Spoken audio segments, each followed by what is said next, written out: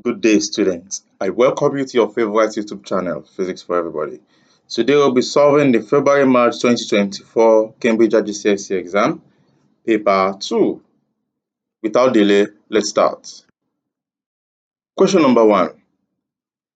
A student has a measuring cylinder containing water and also has a balance. Which of these could you use to find the volume of a small metal sphere? A. Either a measuring cylinder containing water or balance. B. Measuring cylinder containing water only. That's it. It's measuring cylinder containing water to find volume. B. Number 2. The diagram shows a solid object on a flat surface with two forces acting on the object. What is the resultant force on the object? Two forces acting in opposite direction, then you just take the difference. 4 minus 3, you get 1 Newton in the direction of the bigger force, 1 Newton to the right, which makes B the correct answer to question number 2. Question number 3. A ball is falling towards the ground. Which transfer between energy stores is taking place?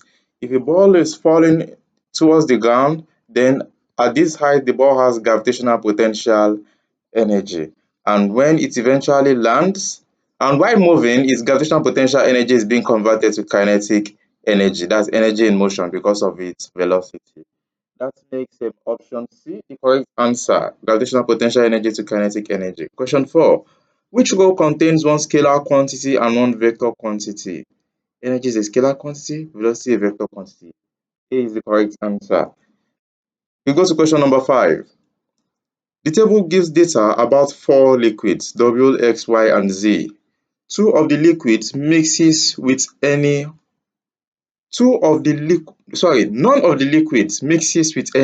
of the other liquids. All the liquids are put in the same container and settled to form 4 separate layers. Which statement is correct? W forms a layer above. Okay, so what determines flotation is density. So how would you know which one will be on top of the other? You have to calculate the density of all these liquids. How you get density? Mass divided by volume. So calculate the density of this, put it here. Calculate the density of the next one, put it here. Do that for this, do that for this. By the time you do that, then you have the 4 liquids like this. These are the densities of these 4 liquids. So how do you know the one that will be on top? This one will be at the first layer, followed by this one, followed by this, followed by this. Since this one has the least density, it will be at the top. This will be the first, this will be the second, this will be the third, and X will be the fourth.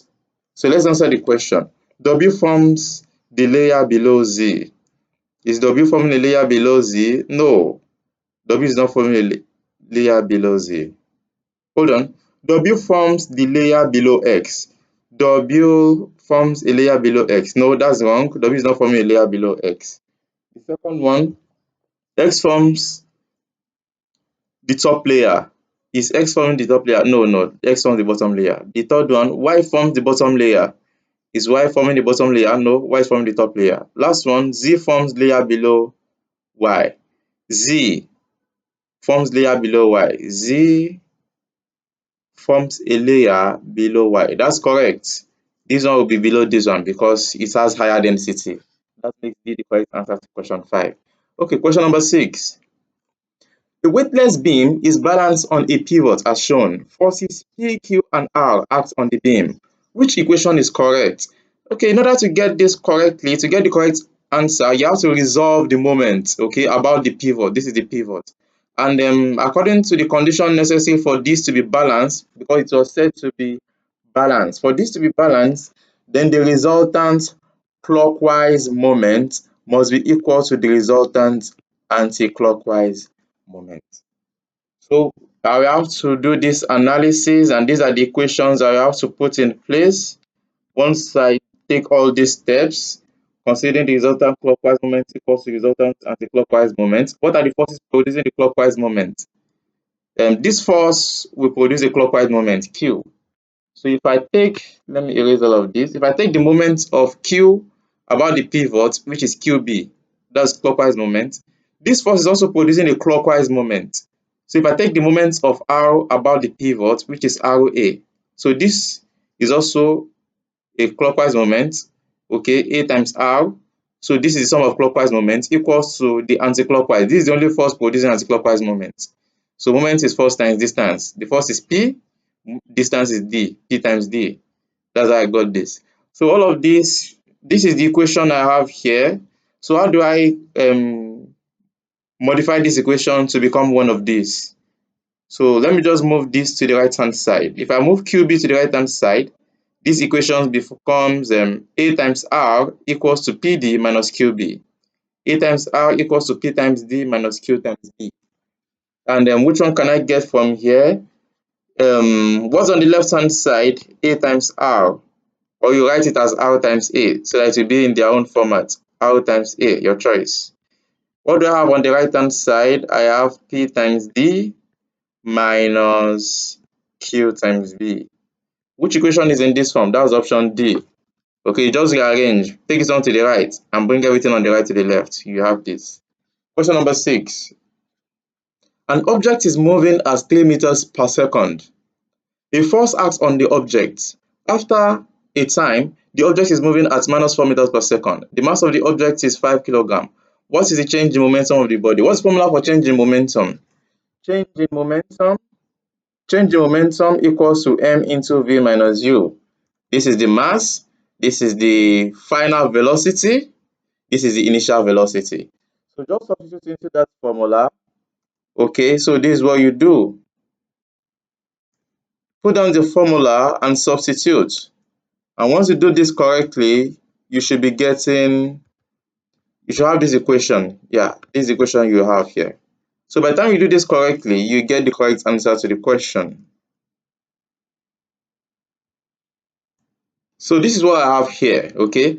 Change in momentum is m open bracket v minus u. The mass is 5 kilograms, final velocity is minus 4, initial velocity is 3. So substitute these values into the equation.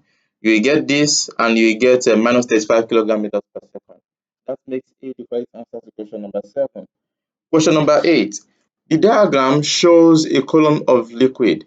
The pressure due to the liquid at the bottom of the liquid is 6,000 Newton per meter squared. What's the density of the liquid? Formula for pressure in liquid is density times gravity times height. But first of all, this height, you have to convert from centimeter to meter. You divide it by 100 to convert from centimeter to meter. You have 0.5 meters as the height. So you write the formula for pressure in liquid, density times gravity times height. And by the time you make density the subject, density is pressure over gravity times height. So just substitute 6,000 over 9.8 times 0.5. You get 1,200 kilograms per meter cube. That makes option D the correct answer to question number 8. Question number 9. Which statement correctly describes a change of state? A gas condenses to form a liquid. That is a change of state. A is the correct answer. That's good enough. A liquid melts to form a solid. If a liquid melts, a liquid is even in the molten state already. It's a solid that can melt to form a liquid. Okay, question number 10. The diagram shows a pan used for cooking food. This is the handle, this is the base. Which row is correct for the materials used to make the base of the pan and the handle? The base of the pan, okay, this is where heat is being received. That means the base must be a good conductor, while the handle must be a poor conductor, so that the heat does not burn whoever wants to take food from the pan. Okay, yeah, so let's see. The base a good thermal conductor, yes. The handle good thermal conductor, no. The base a good thermal conductor, handle poor thermal conductor, correct. That makes be the correct answer to question number 10. Question 11. Solar heating panels consist of pipes carrying water that absorb radiation from the sun. Which texture and color is the surface of the pipes so that temperature of the water rises at the quickest rate? Okay, the surface of the pipe to make the so that temperature of the water rises. So for the temperature to rise quickly, then the surface must be the best absorber of radiant heat, and the dull black surface is the best absorber of radiant heat. So that makes A the correct answer to question 11.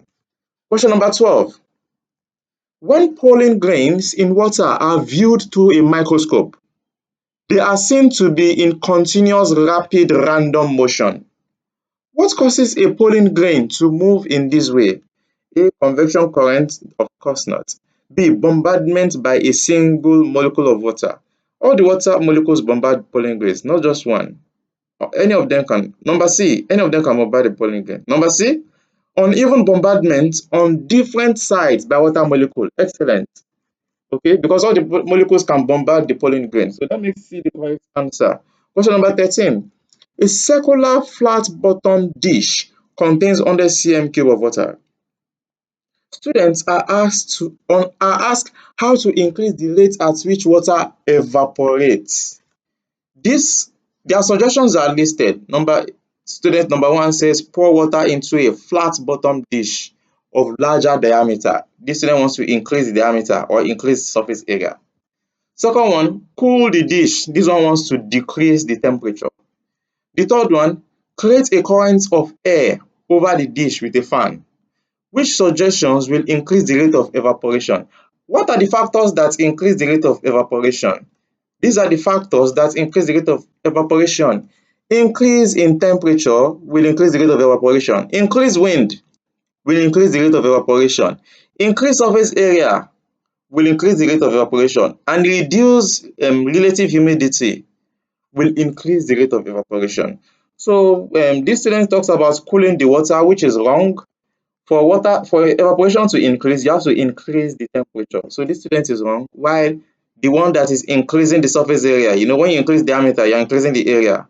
The one that is increasing the area and the one that is creating air or wind, creating wind. Yes, air that is in motion is called wind. The one that is creating wind on the water is also correct. That makes 1 and 3 the correct answer, which is C. Question number 14. Matter consists of very small particles in continuous state of motion. Which role describes the behavior of particles in a liquid? The force between liquid molecules is strong. Yes, that's correct. The force between solids and liquids, okay, the force between the molecules is strong. It's gases that the force is very, very weak. That's why gases can spread through air. But liquids and gases, they take up, they can be attracted, easily be held by gravity. Like they will be on the ground level. That's solid and liquid. Okay, force between particles is strong, that's correct. Then the particles move randomly at high speed. This is for gas. The force is strong, the particles can vibrate but change position. This is the correct answer. Okay, this is for gas, while these particles of solids can vibrate in fixed position, but the force between them is strong. So this one is even wrong. This is wrong for everything. So B is the only correct answer to question number 14. Let's go to question number 15. The diagram shows the equipment used in an experiment on heating of aluminium. Okay, we have power supply, the heater, thermometer, and we have an insulated container containing aluminium block. The table gives the results for the experiment. These are the results. We have the mass, voltmeter reading, ammeter reading, and time. The specific heat capacity of aluminium is 900 joules per kilogram degree Celsius. What is the maximum possible rise in temperature? Okay, how will you get the rise in temperature? You have to consider the entire system. What is happening here? Electrical energy is being converted to heat energy, and the law of conservation of energy must be obeyed, which states that what? The electrical energy supplied to the system must be equal to the thermal energy gained by the system. Okay? Yeah, so we have to put that into consideration. Once we do that, and we go through this process, this is the equation, and this is the solution we'll be getting. Okay? From the law of conservation of energy, the electrical energy supplied to the system must be equal to the thermal energy gained by this block. So formula for electrical energy, IVT, current and voltage times time. Formula for heat energy, MC change in theta. This delta theta is the change in temperature we are looking for. So if we make this the subject of the formula, we get this equation here, which we are going to substitute. So we put the I is the current, we put the current is 5 amperes, V is the voltage is 12 volts, T is the time taken is 300 seconds, and we divide it by the mass. Okay, we divide it by the mass and specific capacity. Mass of the block is 0.8, specific capacity is 900. If we do all of this, we get 25 degrees Celsius as the change in temperature, which makes option B the correct answer to question number 15. Question 16. The diagram shows a wave. Which dimensions describe the properties of the wave? P is amplitude. Is P amplitude? P is twice the amplitude. This is wrong. P is a speed, of course not. R is the amplitude. Yes, amplitude is the maximum displacement from the equilibrium position or from rest position. So R is the amplitude, that is correct. Then Q is wavelength. What is Q? From here to here. So this is one complete cycle. This is half cycle. This is another half cycle. Both of them together make one complete cycle. So the length of one complete cycle is called wavelength. Okay. Yeah, this is wavelength, which makes C the correct answer to question number 20. Question number 16. Question 17. Which rule describes some characteristics of an image formed in a plane mirror? So the image formed in a plane mirror is virtual, is the same size as the object in front of it, is at the same distance as the object in front of it, and I think same size, same distance is virtual. Yeah, virtual. Then yeah, that's all. So let's see. Image is real. No. Image is virtual. Diminished. No. Image is virtual. Same size as the object. That makes D the correct answer to question 17. Question 18. The range of audible frequencies for elephants is 10 hertz to 4,000 hertz. And for horses, 55 hertz to 30,000 hertz. Which statement about the range of audible frequencies for a healthy human ear is correct? The healthy human ear can get from 20 hertz to 20,000 hertz. Okay, let's see. The human ear can hear all sounds heard by both elephants and horses. No, the human ear cannot hear up to 30,000. Human ear cannot hear 10 hertz. The human ear can hear all sounds by elephants. No, human ear cannot hear all sounds by elephant because elephants can hear 10 hertz. The human ear can hear all sound heard by horses. Human ear cannot hear up to 33,000 hertz. Horses can hear up to 33,000. Human ear cannot capture that. The human ear cannot hear all sounds heard by elephants nor those heard by horses. That's correct. Because the lower bound for elephants, human cannot hear it. And the upper bound for horses, human cannot hear it. So you can't hear all the sounds heard by both animals. Which makes option D the correct answer to question number 18. Question number 19. An object is placed in front of a plane mirror. The ray diagram shows the reflection of one ray of light from the object to the mirror. Where does the mirror form an image of the object? Okay, so this is the incident ray of light. It goes this way. Where would the image be formed? And when I was talking about the characteristics of the image formed by a plane mirror, I said it is at the same size and is at the same distance behind the mirror. So if you look at this mirror, the image, if this is the distance of the object from the mirror, the image will be at that same distance. The image must be at this same distance and it must be of the same size. So if I was to draw the image, I'll just put something here, okay, of the same size. And if you want to produce rays of light, this ray of light that is coming from the mirror, if you use dotted line to trace it backwards, you get where the image is, okay? So which diagram gives us this? Diagram A gives us this. That makes A the correct answer to question number 19. We go straight to question number 20. Light refracts Light refracts as it enters glass from air as shown. Which expression is equal to the refractive index of glass? What's formula for refractive index? Refractive index is sine angle of incidence over sine angle of refraction. What's the angle of incidence? This is the angle of incidence.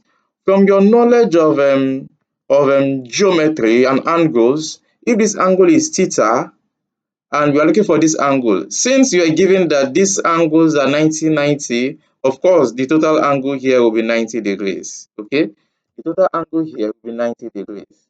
So how do I get the value of I? Angle of incidence will be 90 minus theta 1. That's how I get my angle of incidence. Okay, so the angle of incidence is 90 minus theta 1. Therefore, the formula for refractive index will be sine angle of incidence, which is 90 minus theta 1, divided by sine my angle of refraction. This is my angle of refraction, theta 2. Which option is this? That is option C. That makes option C the correct answer to question 20. We go straight to question number 21.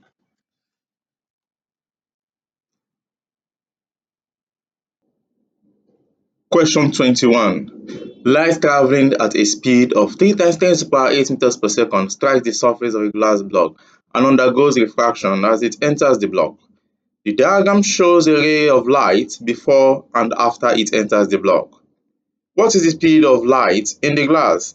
How do you get the speed of light? We use the formula for refractive index. Refractive index is the sine of the angle of incidence divided by sine of the angle of refraction. Also, refractive index is the speed of light in air divided by speed of light in the medium. Okay, in this case, the medium is glass. Okay, yeah. So speed of light in air divided by speed of light in glass.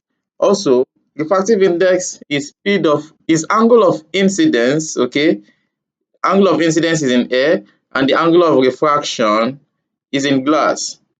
So we have to equate these two. So we just use since refractive index is this, also refractive index is ratio of the speed of light in air to the speed of light in glass. If we equate them together, then we can have one single formula for refractive index as sine angle of incidence in air divided by sine angle of refraction is in glass equals to speed of light in air divided by speed of light in glass. So this is what we'll be using to solve this question, okay? So I wipe this off and solve it correctly. So this is what we do in this case.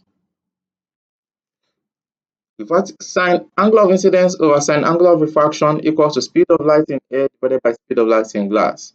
That simply means if you want to get speed of light in glass, just do speed of light in air multiplied by sine angle of refraction over sine angle of incidence. Speed of light in air is 3 times 10 to the power 8 multiplied by sine angle of refraction. This angle of refraction, 33 degrees, divided by sine angle of incidence. Angle of incidence is 55. If we solve this, we get 2 times 10 to the power 8, which is option B. We go to question number 22. Which row about convergent lenses and divergent lenses is correct? Option A always produces inverted image. Well, when the convergent lens is functioning as a magnifying glass, it does not produce an inverted image. Option B can be used as a magnifying glass. That's correct. Do not have a principal focus. That is wrong. It's all it has a principal focus, please. It has a principal focus. Option C can be used to correct short-sightedness. Okay, are usually thinner than convergent lenses. No, it does not mean. Option D can produce real and virtual images. Can be used to correct short-sightedness. It can actually produce real and virtual image, okay? It always produces real image and it produces virtual image when it's functioning as a magnifying glass. Then can be used to correct short-sightedness. That's correct.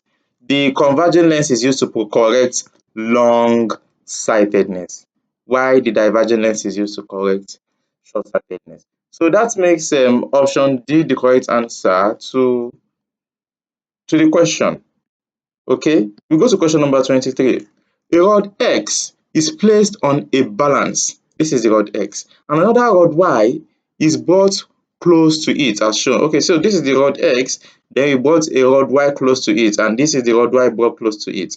Which combination of charges would cause the change in the balance reading shown? So initially the balance reading was 45.3 grams. And then when the rod Y was brought close to it, the balance reading increased to 45.7 grams. What does that mean? That means there has been an increase on the force that the balance is reading. And what could cause that increase in the force? there must be a force of repulsion between these two. Okay, they must be pushing against each other. There must be a force of repulsion between these two. Okay, there must be a force of repulsion. And what combination of charges would cause a force of repulsion? Let's see. Negative, negative, of course, the repulsion. Also, positive, positive will create repulsion, but there's no positive, positive. A is the only correct answer to question 23. Question 24. What is the unit of potential difference? Potential difference is not in volts. D. Question 25. The diagram shows a transformer. What is the output voltage? How do you get output voltage? We use the transformer ratio, which is voltage over secondary divided by voltage over primary equals to number of turns of secondary divided by number of turns of primary. And the formula can also be written interchangeably. So if we write this formula and we solve this question, and then we make the voltage at the secondary the subject of the formula, this is what we will have. Okay? Transformer ratio, this transformer ratio, either write it like this or like this. And if I substitute, number of turns in the primary, number of turns in primary is 500. 500 divided by number of turns in secondary, number of turns in secondary is 115. This is the primary end, and the right hand side is the secondary end. So number of turns in secondary is 115. Now, voltage in the primary. What's voltage on the primary? 22,000 over voltage in the secondary is unknown, which is what we are looking for. So if we make this a subject, we have this expression, okay, multiply this two, divide by 5,500. And if we solve this, use a calculator to solve this, you will get 4,600 volts, which makes option C the correct answer to question 25. We go straight to question number 26. The diagram shows two arrangements of a pair of identical bar magnets. Diagram 1, north, south, north, north, south. Diagram 2, south, north, south, north. 3 points P, Q, and R are shown. At what point is the magnetic field due to the magnet weakest? At what point is the magnetic field strongest? Okay, let's see. If we draw the magnetic lines of force, there will be repulsion between these two because we have two north poles facing each other. Hence, there will be no line of force passing through this point. So this is definitely the weakest point because no line of force passes through this point P. Okay, so this is definitely the weakest. Okay, so in fact, since this is the only place where we have P, then it's very likely this is the only correct answer. Oh, sorry, this is where the strong. This is where we have weakest. Okay, so that means either of these two is correct. Okay, either of these two is correct because this is where we have the weakest, P. Let's have a look at where we have the strongest. If we draw the magnetic lines of force due to these two, we have the lines of force going straight from North Pole to South Pole. Lines of force going this way. So that's how you draw magnetic lines of force. And if we look at where the lines of force are closer together, they are closer together at the poles. Look at the distance between those lines. These lines are very close. Yeah, the distance between the lines is less here in comparison with here. So the magnetic field strength at R will be greater than magnetic field strength at Q because the lines are closer together at this end than at this end. Look at the space between the lines. Look at the space between the lines. So this is a magnetic pole. So R has a stronger magnetic field than Q. So where do we have R? Stronger. R is stronger than Q. Okay. R is strong. R is strong. So B is the only place where we have both sides correct. Okay. So that makes B the correct answer to question number 26. Question number 27. A Nicom wire P has a length of 1 meter and a diameter of 1.0 millimeter. It has a length of 1 millimeter, diameter of 1.0 millimeter. A second Nicom wire Q has a length of 2 meter and a diameter of 2.0 millimeter, length of 1 meter, length of 2 meter. Which statement correctly compares the resistance of Q with that of P? Resistance of Q with that of P. Okay, don't forget that from our knowledge of resistivity, the formula for resistance is resistivity length over cross-sectional area. Okay, and that simply means resistance is proportional to length, and resistance is inversely proportional to area. Yeah, so this is what we should have.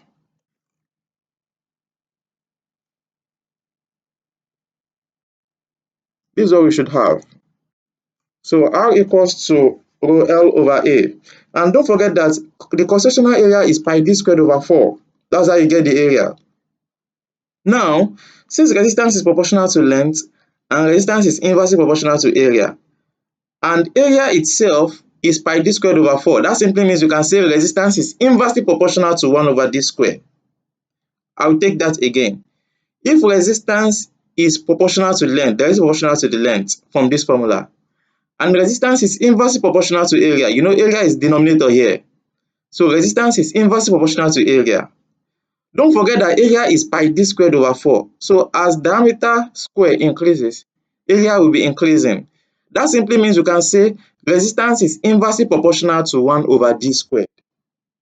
Yes. Since area is pi d squared over 4, resistance is inversely proportional to 1 over d squared. Now, let's bring this in. And, you know, we have so they are asking you that if P has a length of 1 meter and diameter of 1 millimeter, okay, so his resistance will be rho multiplied by 1 meter divided by 1 millimeter. 1 millimeter is 10 to the power minus 3. And since it is pi d squared over 4, of course, we do pi d squared over 4 here. But we are comparing Q with R. That means resistance of Q will be resistance of R multiplied by, now look at the length of R in comparison with length of Q. Resistance of Q equals to resistance of R multiplied by, since the length of since the length of Q is twice the length of P, then we multiply by 2. Okay, why? Because resistance is directly proportional to length. Resistance is inversely proportional to area. Now I'm going to divide by the area part of it, since resistance is inversely proportional to area. So what about the area? This is what I'm saying. Resistance of Q equals to resistance of P. The first wire is called P. Resistance of P, okay, I'm comparing P, multiplied by how many times the length of Q is greater than length of P. The length of Q is 2, while the length of P is 1. So I'm multiplying by 2 because the length of Q is twice the length of P. Now, I have to divide by how many times the area of Q is greater than area of P. Why? Because resistance is inversely proportional to area. So I have to divide by how many times the area. The area of Q is twice the area of P. Sorry, diameter of Q is twice diameter of P. So I will divide it by 2 square. Why? Because it is d square. Resistance is directly proportional to 1 over d square. It is diameter that is twice. So d square. Now, that's what I'm doing here. So I will have this as resistance of P multiplied by 2 over 2 squared is 4. 2 times Rp over 4, that means Rp. If I do 2 times Rp over 4, that will be half Rp. That should be my answer. Half Rp. So let's see. The resistance of Q is 1/4 of resistance of P. No. Resistance of Q is half of resistance of P. That's what you should be getting. Resistance of Q is half of resistance of P. The resistance of Q is 1/2 the resistance of P. That makes B the correct answer to question 27. We go straight to question 28. A student has two resistors. One resistor has a resistance of 2 ohms and the other has a resistance of 40 kilo ohms. Which statement is correct? When connected in parallel, the combination is 1.9 ohms. Okay, let's connect in parallel since they are talking about parallel here. If you connect in series, just add them together. If you add these two together, you won't get 19. You won't get 1.9 and you won't get 42. So the formula for resistance in parallel is equivalent resistance is product of these two resistors divided by the sum. So this is what we do here. Equivalent resistance is what? The product of the two resistors. Let me wipe this off so I can solve this here. Equivalent resistance equals to the product of these two resistors divided by their sum. So the product, that means I will do 2 multiplied by 40,000 divided by 2 plus 40,000. That will give me 80,000 divided by 40,002. That's equals to 2. Okay, so two signal figure, that will be 2 ohms. That makes B the correct answer to question 28. We go to question number 29.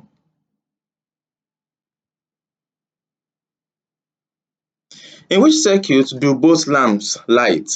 Okay, let's say this is a positive terminal. Can current flow here? No. Okay, the B, this is a positive terminal. Current can flow through this place. Can the current return to the battery? No. This is a positive terminal. Current can flow through this place, pass through this diode. Good. And current can also flow through this lamp. Both lamps will come on here. This is a positive terminal. Current comes this way. Can current pass through this lamp? No. That makes it the only correct answer to question 29. This is due to the fact that a diode only conducts current in one direction, which is the direction of the arrow of the diode. Okay, current can only flow in this direction. Question number 30. An isotope of strontium has the nuclide notation. How many protons and neutrons are there in the nucleus of this isotope? How do you get the number of protons and the number of neutrons? The mass number, atomic mass is 84, while the number of protons is 38. Information I got from here. So they are just asking how many protons and neutrons. Number of protons plus number of neutrons equals to the mass number. If number of protons plus number of neutrons is equal to mass number. Okay, P is proton. If number of protons is 38, number of neutrons is unknown, and mass number is 84. Then to get number of neutrons will be 84 minus 38. If I do 84 minus 38, I will get 40. I will be getting 46. Okay, which makes option A the correct answer to question number 30. Question number 31. A student is investigating the count rate of a radioactive substance. How must he adjust his reading for the background count? Okay, background count. Add the background count to the count reading. No, ignore background count, of course not. Subtract background count. You always subtract background count so that it does not interfere with the reading we have. So that's it. See, subtract background count. Number 32. What occurs during nuclear fusion? Nuclear fusion is the union of two smaller nuclei to form a bigger one. Let's see. Two light atomic nuclei join together and emit energy. A is the correct answer to question 32. Number 33. A beta particle enters a uniform magnetic field directed into the page. So this X shows that the lines of force are going into the page and deflects downwards as shown. This direction of deflection. Which direction of electric field would also deflect an electron downwards? If electrons are coming this way, what direction of electric field for electrons to be would also deflect an electron downwards? So if we have an electron coming this way, for the electron to be deflected downwards, that means this place should be positively charged, while up here must be negatively charged. Okay, yeah. So when we have negatively charged up here and positive charge down here, then the electrons that enter this field will be repelled by this negative charge. Okay, hence they come this way. And those same electrons will be attracted by the positive charge. So the electrons will come this way. And what's the direction of magnetic lines of force here? The direction of magnetic lines of force between two oppositely charged plates is from positive charge to negative charge. The direction of electric lines of force rather will be upward from positive charge to negative charge. Okay, so let's see up the page D. That makes D the correct answer to question number 33. We go to question 34. The radioactive isotope radon is an alpha emitter. During this radioactive decay, an isotope of polonium is produced, how many neutrons does the nuclide of this isotope possess? Okay, so let's do the equation for the alpha decay of radon. This is the equation. When it decays by alpha decay, this is what you have, okay? 222 minus 4, we get 218. 86 minus 2, you get 84. You know, this is an alpha particle. And don't forget, by number of protons per number of neutrons, we give you mass number. Now they are asking you, how many neutrons? How do you get the number of neutrons? Since the number of protons is we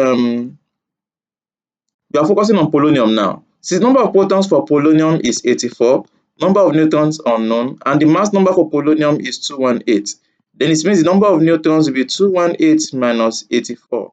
218 minus 84, that will give us 134. That should be 134. Option C.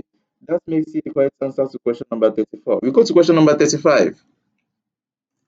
Which statement gives two safety precautions from a person that is working with an ionizing radiation, Then give it a long distance, give it some distance apart. Decrease the exposure time. Yes, when you work with short period of time, that's good. Decrease exposure time, that's correct. Then decrease the distance. No, you have to give it a long distance. Decrease the exposure time, yes, and increasing the distance between the person and the source. B is the correct answer. Give it a long distance from you. Number 36. Which list correctly shows planets in decreasing order of distance from the sun? Distance from the sun, let's see. The first one is Mercury, Venus, Earth, Mars, Jupiter, Saturn, Uranus, Neptune.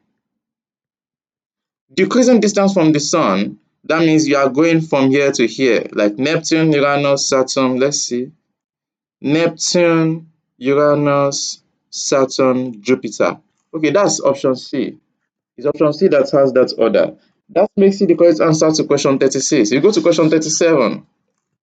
The sun radiates most of its energy in three regions of the electromagnetic spectrum. In the pie chart, region 1 is infrared. So the sun radiates its energy in three regions. So region 2 is visible light. Now look at it. Look at the electromagnetic spectrum. This is the electromagnetic spectrum in order of increasing frequency. So if we look at this list, which one are the ones that we can see?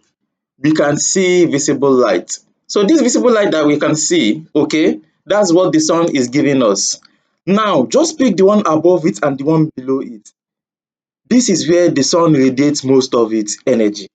It radiates most of its energy in infrared, visible light, and ultraviolet. That is the region where the sun radiates most of its energy.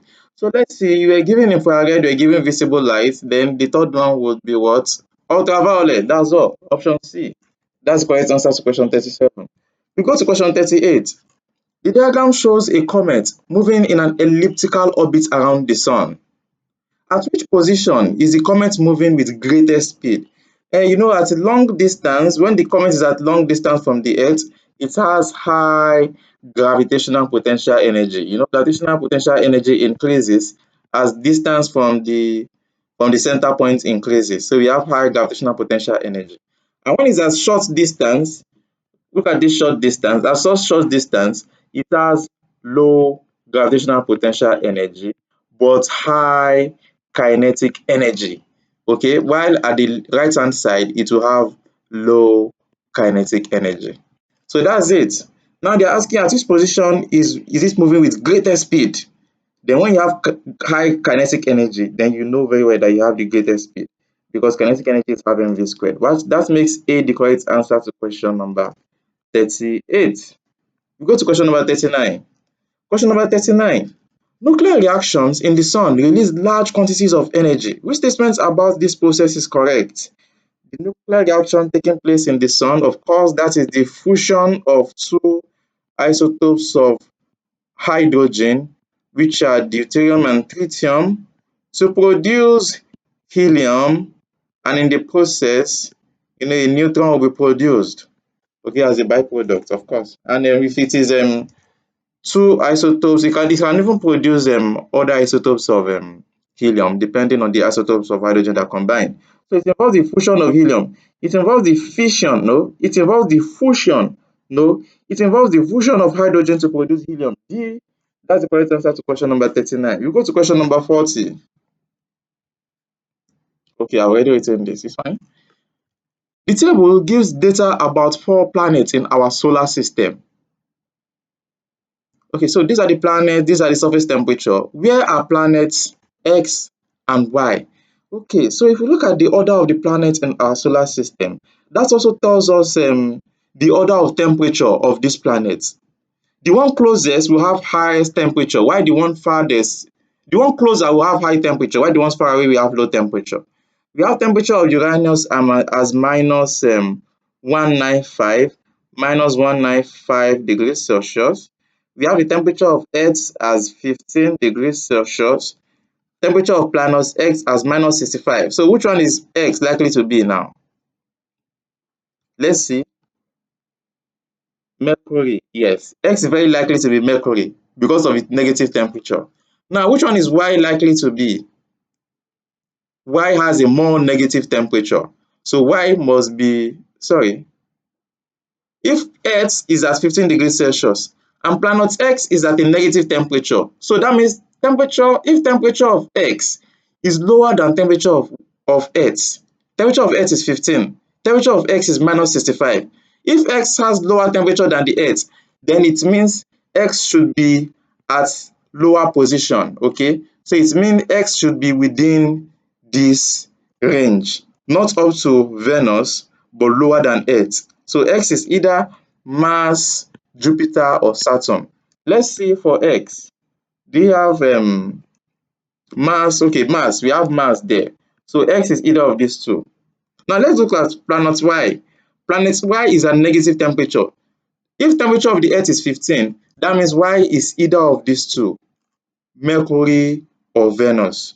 Okay, Y must be either of these two because these are the ones that have lower temperature than Earth. If Earth is at 15, these two have lower temperature than 15. So Y is either Mercury or Venus, okay, negative temperature. So Y, oh, pardon me. If Y has lower temperature than, Y is minus 140. If Y is at minus 140, that simply means Y must be within this range. Yes, yes, pardon me for that. Y must be within this range, but at lower temperature than X, okay? So if we are picking X as mass, then it simply means Y, if we are picking X as mass, then Y must either be Jupiter or Saturn, Jupiter or Saturn. Okay, so we have Saturn here. Okay, Saturn is correct. We have Saturn. Then A is Mars. That makes A the correct answer to this question. So please, if you don't understand this, please watch this part of the video again. Sorry about the mistake I made initially. My name is Adeboale Ahmed Jimo, and please subscribe to my YouTube channel. Thank you. Do have a nice day. I wish you excellent grades in your exam. Goodbye. And if you need a lesson teacher for personal tutoring, you may reach out to me through the number on my YouTube channel. All right. Or you send an email to physics.for.everybody@gmail.com. Goodbye.